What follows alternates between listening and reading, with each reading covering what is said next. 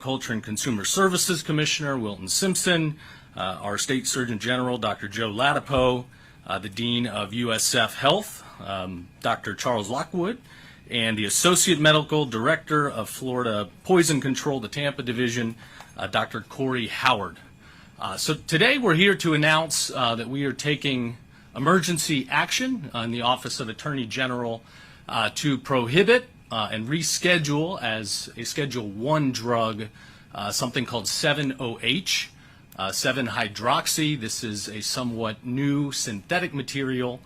It is extracted from kratom, which is a leaf from, I believe, Southeast Asia, and it is chemically manipulated in a way where it's very dense, and actually, I'm told by medical experts, can be up to 13 times more potent than morphine.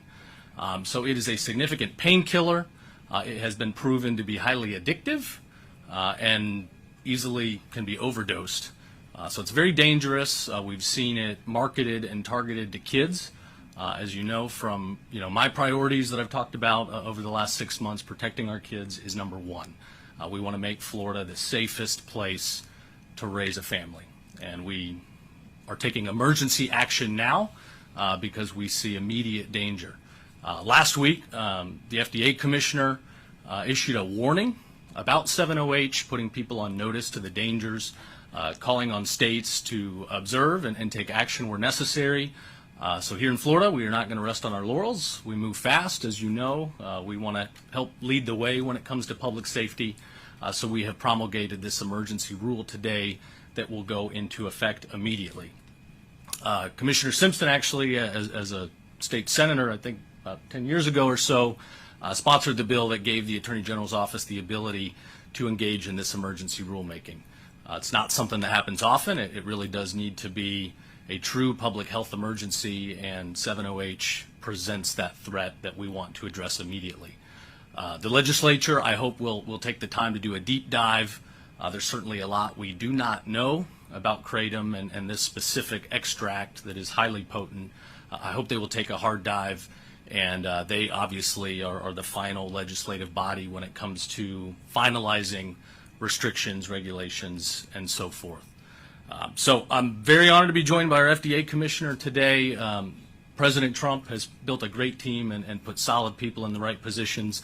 It's refreshing that when we're talking about scientific areas, we now have people that actually rely on science and are not just projecting unscientific mandates and philosophies, but are looking at evidence and science and common sense.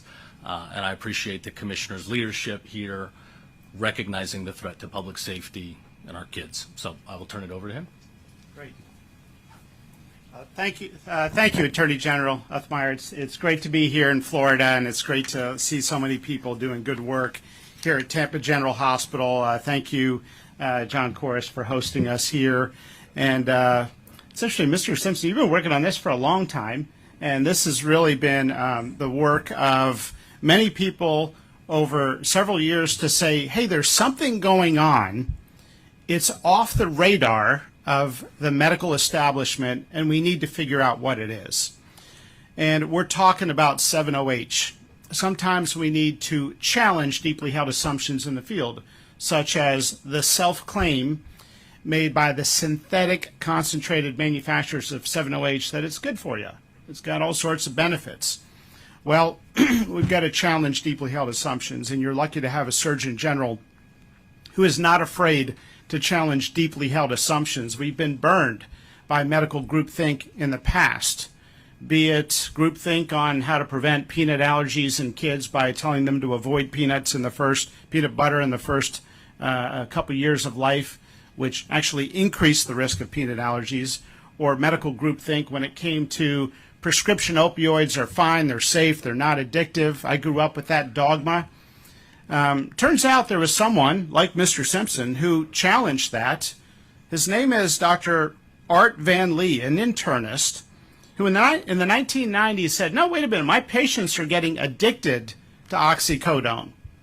And this dogma needs to be challenged. He petitioned the FDA to stop. He thinks we at the FDA contributed to the problem. I agree with him.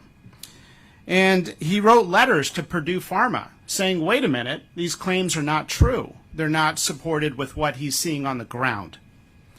Well, we have to be proximate to what's happening on the ground. We cannot live in the ivory tower of the ruling class of the United States. I've come from academia. We've got to be in the vape stores. We've got to understand what kids are taking, what they experience, and what the medical effects are. Let me read for you something that's hard to read, but I'm going to read it for you because I think it's important. As the Attorney General just said, 2 weeks ago, the FDA announced in a giant project in the Trump administration led by Secretary Kennedy that we are going to go hard at the opioid epidemic in all of its forms, in all of its disguises. It was disguised as prescription drugs that could help you with chronic, mild lower back pain. And now it's disguised as synthetic concentrated 7-OH. It was disguised as fentanyl, as an additive agent. Well, we can't get caught flat-footed again after hundreds of thousands of children have died.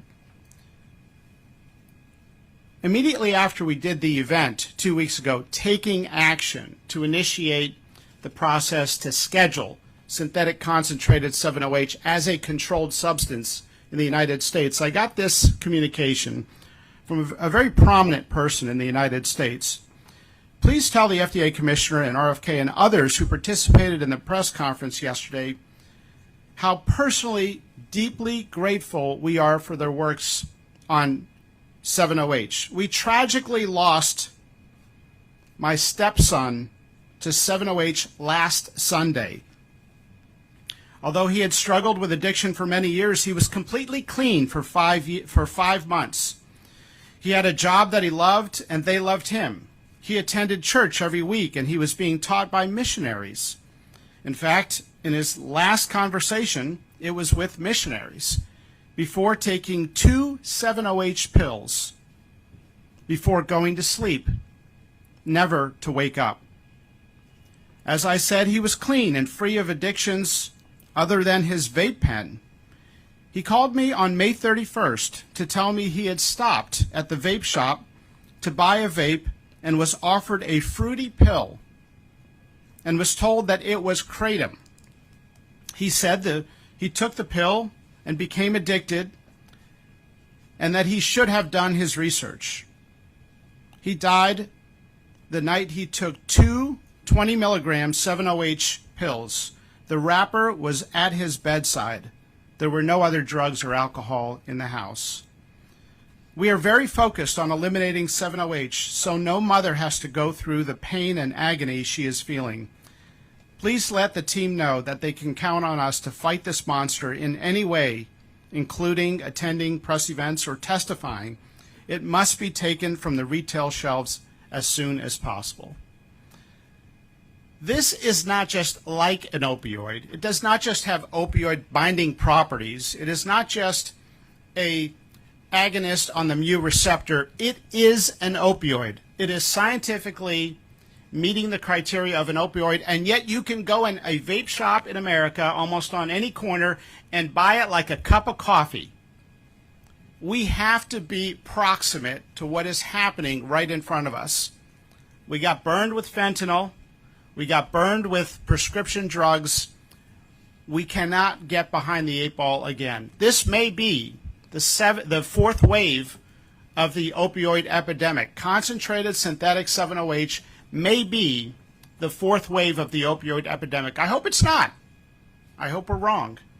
But why not be proactive instead of reactive? So for that reason, I applaud Florida and this administration, Attorney General Uthmeier, and all the folks standing here with me for taking strong action to not only legally address concentrated synthetic 7-OH as an opioid, but also to educate churches and synagogues and other houses of worship and school boards and parents and doctors.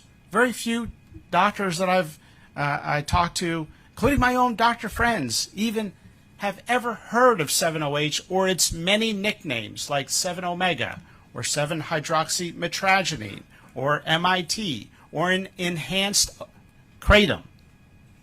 This is not enhanced kratom. Our focus is not on the kratom leaf. Our focus is not on kratom. There's the kratom leaf, which has trace amounts of 7-OH. And then there is synthetic concentrated kratom, which is popping up in vape stores all over America, and we need to know what's going on. This is part of a broader strategy that we are taking in the Trump administration to end port shopping of illegal vape products. 80 to 85% of the vape products in these vape stores in America are illegal. They've been doing port shopping. Most of these products come from China, where they're banned for Chinese kids, but they're on almost every corner in the United States. We're going to end port shopping. They're laughing at us. We turn them away at the port, goes back on the ship, they go to the next port. The companies who make these products are laughing at the United States. Well, no more. We're going to stop port shopping. We've sent letters to the distributors that they are distributing an opioid dangerous substance. We've got to get to the distribution networks. We are addressing the retail fronts, and we took action to initiate scheduling. The opioid crisis is not over just because there's other news. We have to remember that perhaps 1 million Americans have died because we were doing too little, too late. So with that, thank you again for having me here, and you have the full support of the FDA and appreciate all the actions and the work here at Tampa General Hospital. Thank you.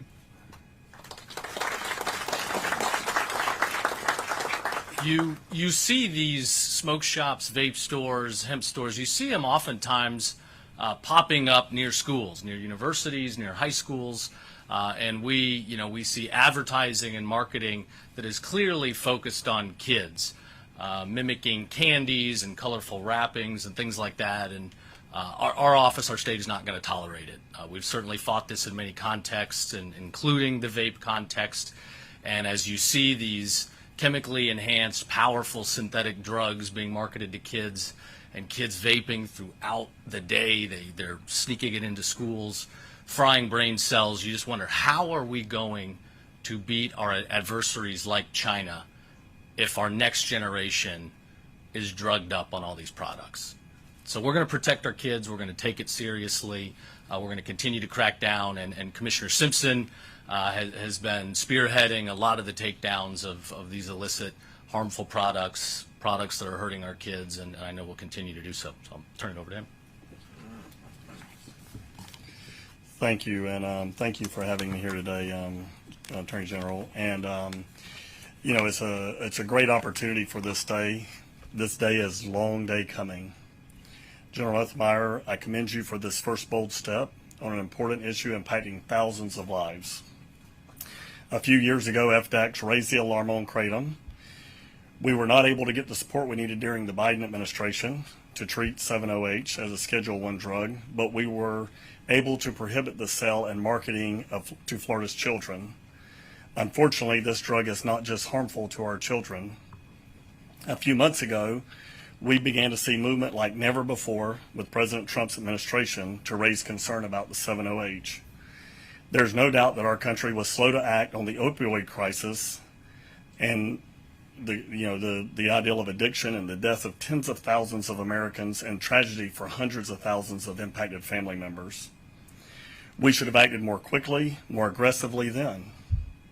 Fortunately, President Trump, the FDA, and our state leaders are not repeating history. I am proud to be part of the bold, forward-thinking leadership to ban 7-OH from the state of Florida. General Uthmeier, this is an outstanding emergency rule. Thank you for drawing a line in the sand and giving the Department of Agriculture and Consumer Services this much-needed tool to stop the sale of vape shop morphine. And let me be clear, we are going to aggressively pursue this issue and issue stop sales immediately. There are over 5,000 stores across the state that have been selling this drug. We have fielded complaints but not have been able to act. That ends today. This action is a wonderful but it is only temporary. We will need more action by the state and the federal government. I am confident together we will have success. Street-level drugs hurt families, ruin lives, create victims, destroy our economy, and wreak havoc on our state. Today we fight back with the force of law through this emergency order. Today we make Florida and our families a little safer. Thank you. Thanks for being here, Commissioner, and a man that needs no introduction, Surgeon General Joe Latipo. Thanks, James. Thanks. Well, good afternoon, everyone. And it's always nice to do press conferences with your friends. So Attorney General Uthmeier is a very, very good friend of mine. I cut my teeth with him in the early part of my job here, particularly when things were more intense, and with sort of COVID fights, if you will. And also, absolutely, FDA Commissioner McCary, who I've known for some years, and we've crossed paths a lot. And brilliant guy. You should check it, read his books. I mean, he's a brilliant guy. Commissioner Wilton Simpson also, who's done a lot of great work here in Florida. Our leaders here at the university and the affiliated university and the hospital here in Tampa. So it's great that we have a terrific team here about this. And there are a lot of things happening, and I think that it's important. It's one of the interesting things about leadership is knowing when to act and knowing when to wait and gather more information. And our Attorney General has, he's voiced an intent to act, and in fact, he has acted. The emergency order is in effect as of today. Our FDA Commissioner, the Trump administration, is also moving to act very quickly.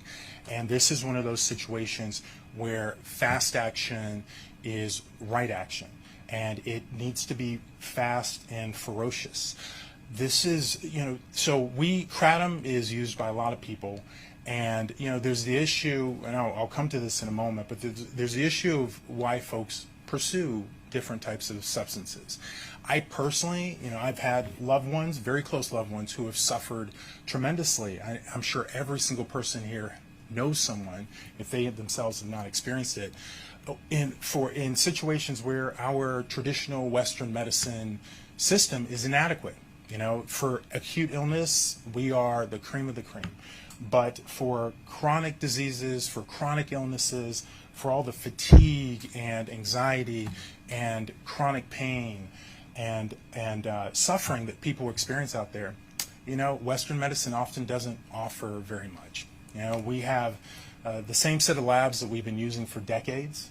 You look at them, well, Mr. Pete, everything looks fine. Your chemistries look fine. Your cell counts look fine, but clearly the patient is not fine. So I'm very supportive of people seeking alternatives outside of traditional Western medicine for wellness.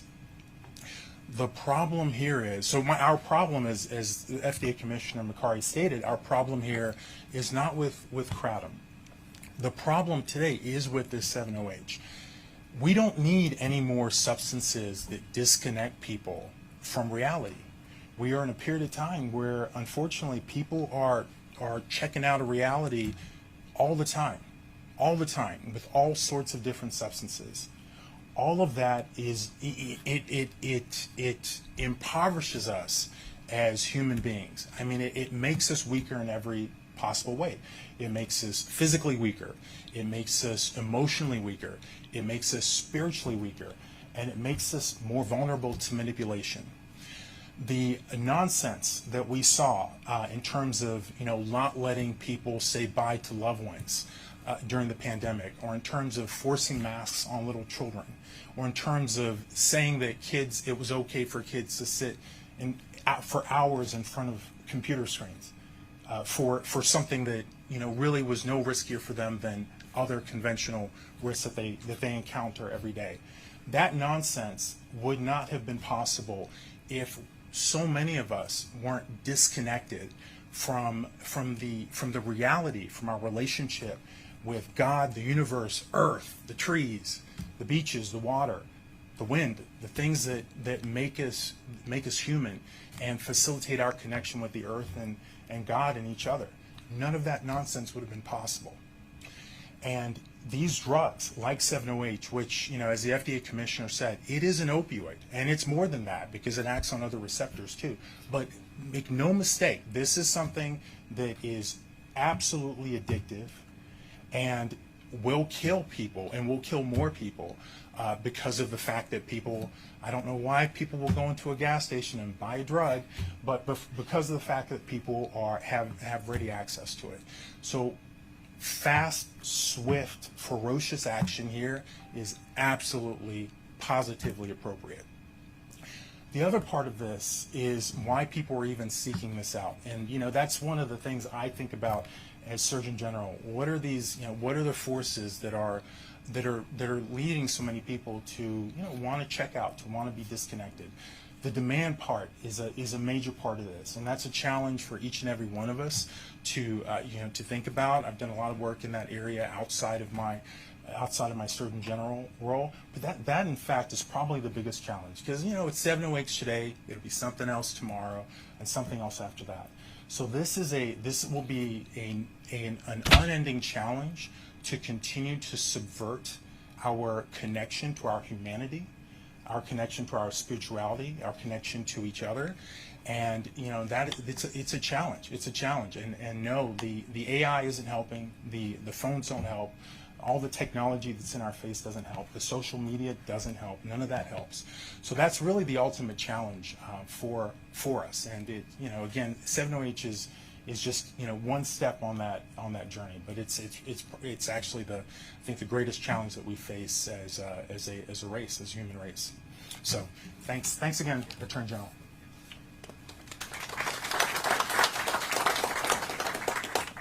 Thank you for being here. As we hear more about 7-OH, it's clearly something more potent than morphine that should not be sitting on a shelf next to a pack of Skittles. So we're going to remove that immediately. And we have heard from over 55 counties in the state, so a large supermajority, that have all reported heightened emergency room visits, heightened hospitalizations, heightened adverse health reactions because of this new synthetic product. So it's clearly an immediate public health emergency. So to get more into the specifics there, we'll turn it over to the Dean of USF Health, Dr. Charles Lockwood. Well, thank you. And first of all, thank you, Commissioner. Thank you, Secretary and Attorney General. This is really, really an important issue. And the speed with which you've acted is exemplary and refreshing, frankly. So we're here really to talk about the FDA's warnings about 17-OH and the actions that are about to be taken by the Attorney General. As has been mentioned, 17-OH is a potent opioid-like agent. It's normally found in very low concentrations in the plant kratom. But the plant can be modified chemically to create this much more potent agent that binds to the receptors that opioids bind to and induces all of the classic characteristics of addiction. So it relieves pain, it gives euphoria, it creates tolerance, it can be a respiratory depressant, and obviously it's now been associated with overdose deaths. You just heard of one. And it will have withdrawal symptoms. It's a classic opioid. And it has kind of appeared surreptitiously in settings like restaurants, or rather gas stations and convenience stores, in gummies and drinks. But it's 13 times more potent than morphine. So just imagine, a teenager going in and buying a gummy that is 13 times more potent than morphine. So this is obviously a major problem. I'm obviously deeply grateful that we're acting on this. I think some of the themes you already heard, this could have been the next wave of the opioid epidemic. I think if other states follow our action, I'm sure they will, I hope they will, we can stop this. But in 2000, our opioid crisis peaked. We had 6,000 opioid deaths. It's been dropping ever since. We're very proud of the actions taken by our state and the federal government. But this represents a clear and present danger to that really refreshing improvement in this scourge that this country has seen for decades, and you heard comments made about it as well. You're going to hear from our poison information expert about how this presents to him, but clearly there is no business having this drug on the shelves of convenience stores and gas stations. And so again, I'm so proud of the state, once again, as we were in the pandemic, being proactive and taking practical, useful steps to protect our citizens.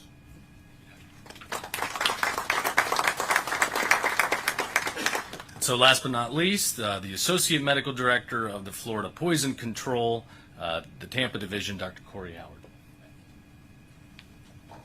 So I'll try not to overlap too much with Dr. Lockwood. Great minds think alike, right? So I'm Corey Howard. I'm one of the medical directors of Poison Control. I'm also an emergency medicine physician. So I had the opportunity to see this firsthand as well with patients that have already had probably 4 patients, both in the consult service and in the emergency room over the past 2 weeks. So I'm seeing this firsthand pop up. So 7-hydroxymetragenine, or what is being denoted as 7-OH, is a dangerous substance because of what we talked about, high potency and immediate dose availability, right? Previous precursors to this have been dose related to where metabolism would take hours to reach this high concentration of 7-OH, right? This is a highly active alkaloid, high risk of addiction, high risk of respiratory suppression, compromise, failure, and overdose death. I'm really sorry to hear about your loved one. So most consumers don't even realize the danger of the product, right? They can easily access it on stores, shelves, gas stations, right? I've seen this pop up in tablets, gummies, candy lookalikes, drink mixes, teas, shots, wellness supplements, right? I personally have seen this show up at the gym, at my local gym, being passed around as a wellness supplement or to get over arthritis or, kind of help that fatigue after a strong workout, and trying to educate people that that's very dangerous, right? So, all right. This is a grave misconception, right? So we're seeing this a lot. Florida Poison Control received 191 calls during the last year, exposures to the parent molecule of metragenine. This is up 14% increase over the last 3 months, directly attributable to 7-OH. So we're going to beat that this year on this trend.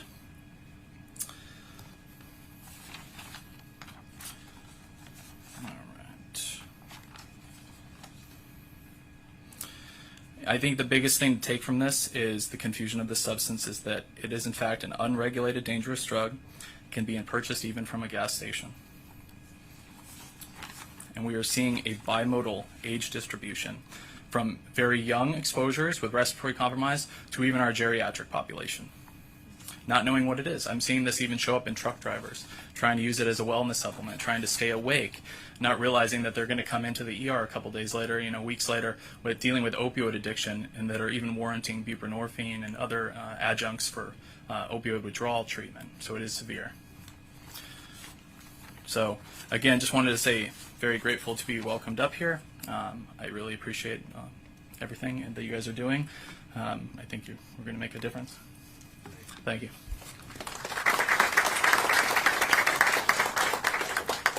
So again, in Florida, we don't just talk the talk, we walk the walk. We're going to act. There's certainly a lot still unknown, and the discussions will continue both at the federal level and amongst our state leaders. But seeing the dangers facing our populations, especially our kids, we're going to act today with the emergency rule and make sure we're getting these harmful products off the shelves.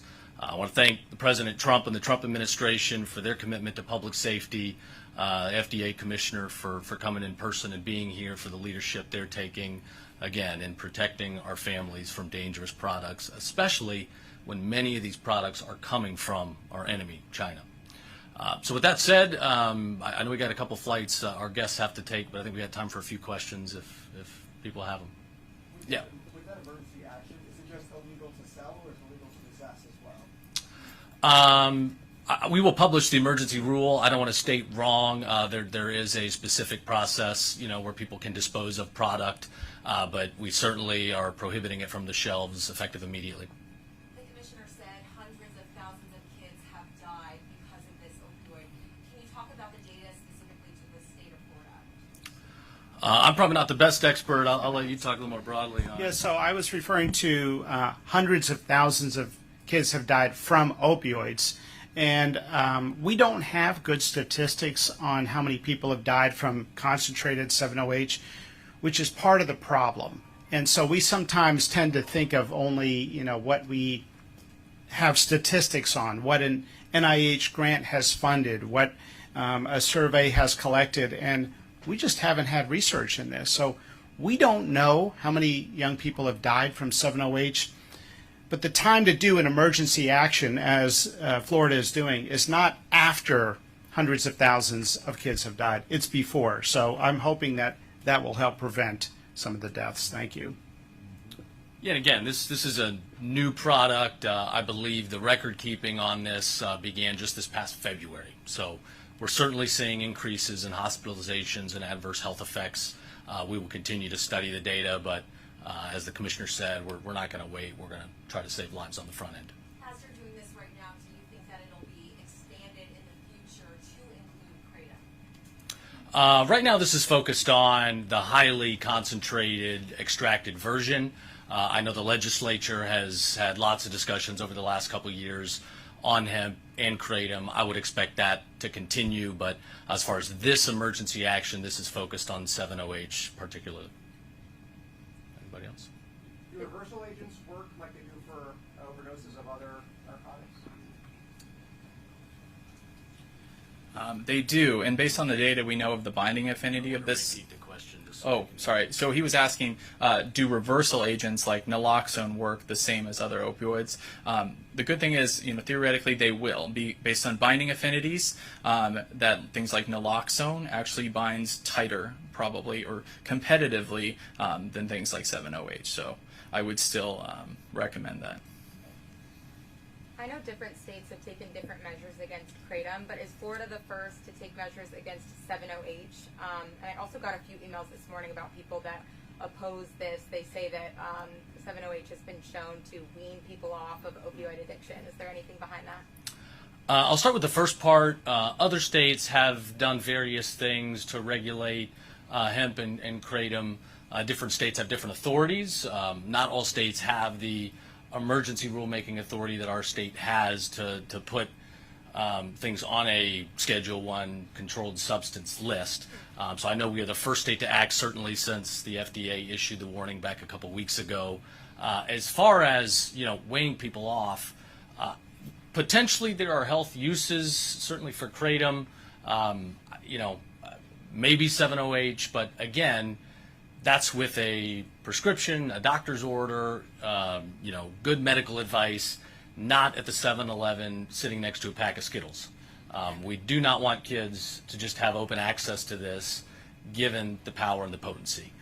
So I would leave it to our experts in the medical community to further analyze, the potentially positive health impacts, certainly kratom as a whole. Again, this is not prohibiting kratom. This is a very highly concentrated, chemically enhanced product. But for today, we're going to protect our kids. Time for one or two more?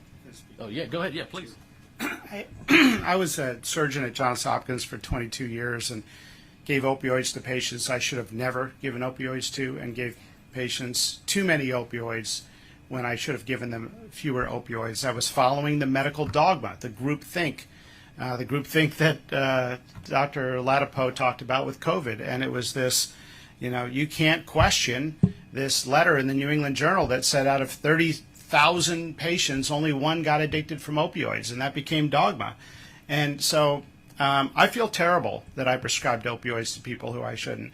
I had some patients transition themselves to heroin on the street because they couldn't afford the copay of oxycodone. And so they may have found that to be, a path for them, but there are no clinical trials on concentrated 7-OH. There is, to be clear, no FDA-approved 7-OH gummy, candy, or drink. Anything on the shelves that is a 7-OH food, supplement, or drink is not legal. And so we want to get the word out. I think a lot of this is just a lack of awareness about the problem. So we're going to do everything we can to try to educate families so we don't have situations like the situation I read where a family lost one of their kids. Thanks for the question. One more? I'll throw out another question for Surgeon General Latipo. Yesterday you tweeted support for Floridians to consume raw milk. Obviously people have gotten sick. What do you think the benefits are for raw milk, and do you see any legalization process for human consumption of raw milk in the near future? So I don't want to take it, pardon me. So the question, the reporter is asking for where she can purchase some raw milk. So I don't want to take away attention from what we're here for today, but I'd be happy to speak with you after the event. Sure, sounds So, good. Thank yeah. you. How soon does this go into effect? This goes into effect immediately, so enforcement could begin as early as tomorrow morning. I think we got one final one in the bag.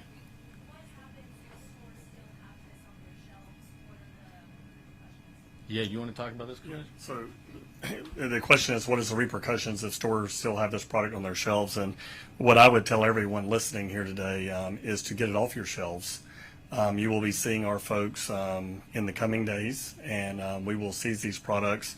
We've already seized over 1 million products that was hemp products that were targeting our children illegally. We were going to be very aggressive after not only protecting our children in this case, but following the emergency order of the Attorney General. So if you have these products, I would go ahead and remove them. I would get them out of the state of Florida, because when we come visit you, that you will get a stop sale, and then that process will happen. If we catch you again, clearly there will be other actions taken to enforce this law against those owners. Okay. Thanks, everybody. Appreciate you being here.